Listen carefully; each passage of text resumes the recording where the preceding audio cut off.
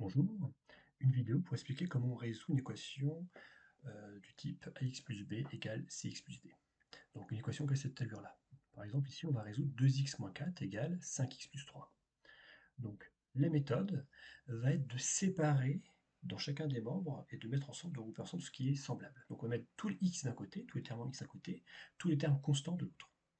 Donc par exemple, ici, on va décider de mettre par exemple tous les termes en x à gauche du symbole égal et tous les termes constants à droite.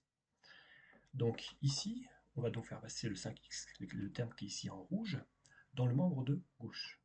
Pour cela, on va donc utiliser aussi l'opération inverse. Quand on écrit 5x plus 3, c'est comme si on écrivait 3 plus 5x, c'est-à-dire on fait une addition. Pour supprimer l'addition, on va donc faire une soustraction. Dès lors, on obtient donc comme expression 2x moins 5x moins 4 égale à 3. Donc voilà comment on a modifié l'équation. Donc le 5x qui était dans le membre de droite devient maintenant dans le membre de gauche avec une opération inverse. Et on va poursuivre. Maintenant, on a tous les x qui se trouvent à gauche, mais encore un terme constant à gauche. Donc ce terme constant, moins 4, on va faire passer à droite. Donc le moins signifie qu'on a une soustraction. On fait donc l'opération inverse qui va donc être une addition. Donc le moins 4 qui était à gauche passe dans l'autre membre sous la forme d'un plus 4. Donc désormais, on a tous les termes en x dans le membre de gauche, tous les termes constants dans le membre de droite. On va pouvoir réduire chaque membre. Donc 2x moins 5x, ça donne moins 3x, et 3 plus 4, ça donne 7.